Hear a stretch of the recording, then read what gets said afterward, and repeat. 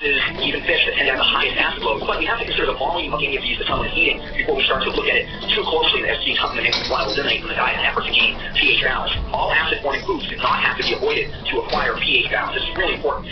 For instance, if someone wanted to eat fish or they wanted to eat some kind of legume, or they wanted to have eggs, for instance, it doesn't mean that they have to avoid those foods completely to maintain pH balance. Really, the take-home message from all of this research is that we have to have significant quantities of fruits and vegetables and potassium-rich foods in an effort to take some of that physiological burden off of the human body in an effort to buffer out those acid-loaded foods. I hope that's really clear, but this is not about avoiding any food with an acid load. This is about optimizing the balance by including dark green leafy vegetables, choosing the best sources of protein, which have the lowest acid loads, i.e. whey protein is actually alkaline. There's a lot of misconceptions around whey protein. It's often talked about as a high acid load in the body, but it's actually alkaline. It's a very weak alkaline, but it's not an acid load. Whereas casein is the exact opposite. Casein is a very significant acid load. That's why cheese has such a high acid load. We've got a lot of different studies we could look at that would show or illustrate these relationships more clearly. Tufts University in the last several years has done some great work at the USDA Center on Aging. They've shown that there are particular patterns such as high levels of brains associated with more bone loss in women. So I really like the work that's been done there by Beth Dawson-Hughes. She's been one of the primary investigators there at the Tufts USDA Research Center on Aging, showing that these acid loads do in fact equate to higher levels of risk for particular things such as metabolic syndrome. Potassium is the greatest overall contributor to the alkalizing foods. We don't talk about the pH of a food when it's on the table or in your glass or in the refrigerator. It's really about how the food influences our blood chemistry after digestion. And fat really is not a player in this, so fat is much more neutral. pH balance diet can be both vegetarian, they can be paleo. In fact, we take a look at plant-based diets. I think there's a lot of important questions we need to ask ourselves. There's some great research to show that plant-based diets, with all of their phytonutrients and some of those benefits, are very protective against inflammation. But I often wonder, is it the fact that a plant-based diet with all the dark greens and root vegetables such as sweet potatoes, yams, and carrots, isn't their high potassium content and their lower metabolic acid load that makes them more protected than, let's say, a standard American diet? And I want people in closing here to really appreciate the importance of specific types of carbohydrates in whatever plan it is they choose to embark upon or to investigate more closely. I think having microbially accessible carbohydrates, or MACs, and fermentable fiber is paramount, and I wouldn't want any population or any individual to embark on any of these dietary interventions that we've mentioned without having adequate amount of microbially accessible carbohydrates. Chances do not have to be sugars or simple starches. These really have to be carbohydrates either in the form of fermentable fiber or resistant starch that microbes can work on and can live on. And this has been, again, demonstrated time and time again in terms of the importance of the microbiome, its health, keeping the intestinal brushboard and the level of integrity there where we want it. And while you're looking at the work of Justin Sonnenberg, Erica there at Stanford University, Eric Sonnenberg, in terms of the direction that Western disease is going is quite often the loss of fermentable fiber in the diet. So with that being said, I really appreciate your interest in this topic and your participation in today's webinar. And with that, I want to thank you, and I hope you continue to look at food, particularly real whole foods, as part of the solution going forward. Thanks, and have a wonderful day. Thank you, guys. We did receive a number of questions. In the interest of time, I know we are at that 2 o'clock mark. We will be emailing you. If you would ask a question, we'll be emailing you the answer. We will also be sending an email through to you by the end of the day today with the certificate of completion so that you can claim your continuing education credits for this if you are a registered dietitian or a dietetic technician. Again, thank you so much for joining us on today's webinar. We hope we'll see you back here soon.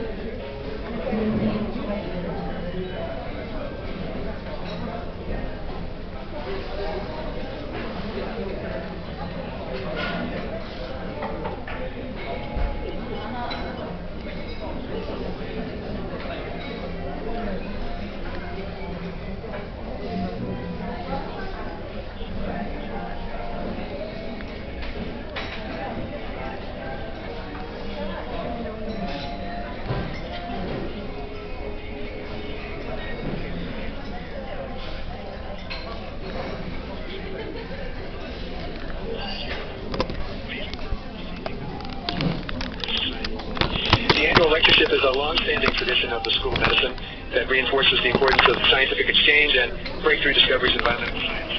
And we are a university new ideas, new knowledge, benefit society.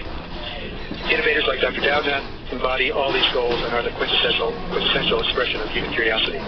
So your program says that Interim Dean Kelsey Martin is going to introduce Dr. Doudna, but we changed that. And I'd like to ask Doug Black, Professor of Microbiology, Immunology, and Molecular Genetics, an expert on RNA biology, to introduce our speaker. I feel like I'm introducing Bill Gates or something. It's really my pleasure, great pleasure, I think, to introduce my long-term colleague, Jennifer Doudna, for the Geffen School lectureship. Jennifer really, I think she can only be described as one of the most admired and influential scientists in RNA biology. And I think I'm going to skip the long list of Academy elections and breakthrough prizes and so on, and try to say something about her science and really some of the science that led up to what she's doing now, which all of you are most familiar with. So Jennifer actually is from Hawaii. She grew up in Hawaii and came to stateside to go to college. She went to Pomona College, close here, and then went on to do her PhD at Harvard Medical School in Jack Szostak's lab. And at Harvard, she really pioneered the entry of the Szostak lab into ribosomology and the study of the early RNA world. And I think that's where she got her start in RNA biology, and interest in this stuck with her. And she went on then to do her postdoc with Tom Scheck at Colorado, studying the structure and enzymology of RNA again. And she took this work with her when she started her own lab at Yale in 1994. Where soon thereafter she determined and published the structure of the P4P6 domain of the group 1 intron.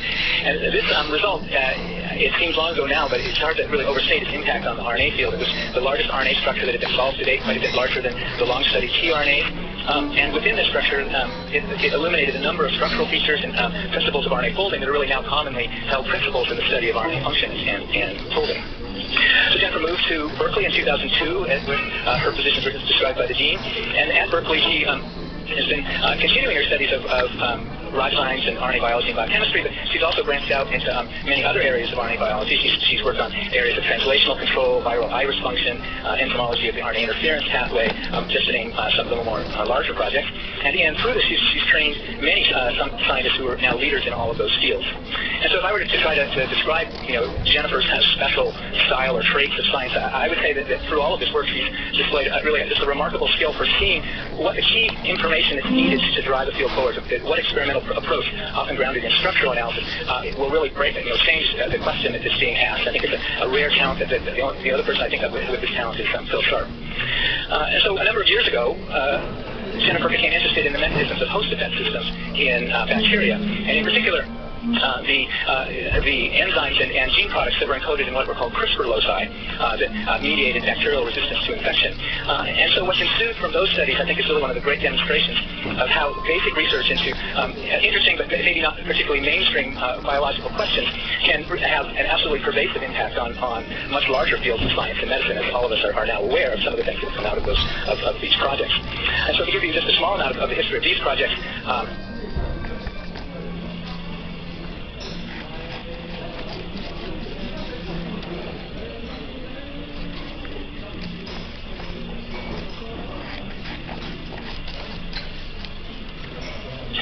without too much CRISPRs and their diversity. The Doudna lab first started studying what are called the type 1 CRISPR systems, publishing beautiful structure of the multi-subunit cascade complex that mediates DNA recognition and cleavage of the invading DNA. And then subsequent to that, as time went on, they turned their attention to what are called type 2 CRISPR systems, where in place of the cascade gene, there was a special gene called Cas9. And in studying these type 2 systems, the Doudna lab, in collaboration with Martin Junich and Emmanuel Charpentier in Berlin, developed biochemical assays for this Cas9 polypeptide, and showed that this was a single polypeptide nuclease that could be programmed to cleave a wide variety of sequences through its interaction with a CRISPR RNA and another RNA cofactor. And so that paper, I always like to recommend this paper to students. It's published in August of 2012. It's really a landmark result of nucleic acid biochemistry, and it's really changed everything that we do as molecular biologists. And it was followed in January 2013 by results from 3 labs, the Doudna lab, Feng Zhang's lab, and George Church's lab, showing that one could, in fact, express the Cas9 protein in cells along with the proper RNA and achieve highly specific targeted cleavage of a mammalian genome at sites of one's own choosing. And so the efficiency and ease with which this worked immediately caught people's attention as a tool for the developing field of genome editing, and it opened really the floodgates of work on this enzyme by many labs, and I think in 2013. So that paper from those three labs, those three papers, were published in January 2013. In the rest of 2013, there were more than 100 papers published showing targeted cleavage in really all variety of organisms, and developing the CRISPR-Cas9 into really a wide variety of incredible tools. I was actually lucky enough to be on sabbatical in Berkeley at the end of that year, which was really just a remarkable experience to see just the pace of progress, the number of labs. Every day there were results coming out. And that rate of development has really only increased since then. And I think you can say that CRISPR-Cas9 is a standard tool for all of us in modern biology. And so Jennifer's lab went on. I mean, there's been major contributors to the tool development, but I think they've also maintained their focus on basic mechanisms. And for the last year or so, they've published lovely papers on the type 3 CRISPR systems, on how bacterial cells acquire the targeting sequences, and other quite fascinating aspects of CRISPR biology. And so finally, then, I think I need to comment that powerful new technologies, raise questions for society and their appropriate use. And Jennifer has been at the forefront of calling for public discussion of how these tools should be used. What's an appropriate use of this technology? How genome editing might be used usefully, and how perhaps it shouldn't be used. And so these kinds of discussions, these public discussions, were reached a milestone last week at a remarkable meeting at the National Academy, where many of the stakeholders and interested parties met, a meeting that Jennifer was really instrumental in organizing.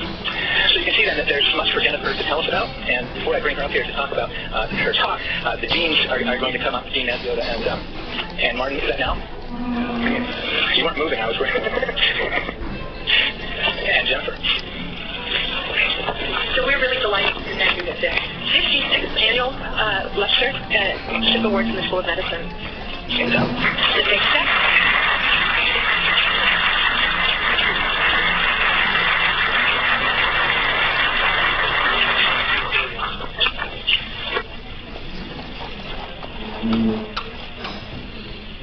I really appreciate that, and it's been a great day here.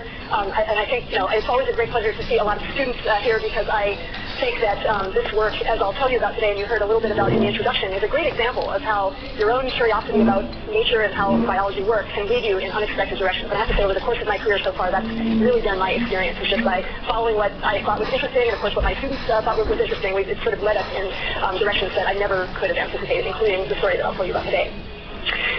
So what I thought I would do today is really tell you about the origins of the CRISPR biology research in our own lab, and how it led us to thinking about this as a technology for genome engineering. And then I want to tell you a bit about how this actually works, because we're really a lab that focuses on molecules and mechanisms. We like to understand how these kinds of activities occur in cells. And then I'll tell you a bit about where I think this is going in terms of its application in the clinic.